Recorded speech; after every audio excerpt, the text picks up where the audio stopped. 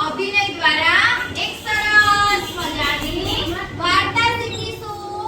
વાર્તાનું નામ છે ટોપીવાળો ફેરિયો.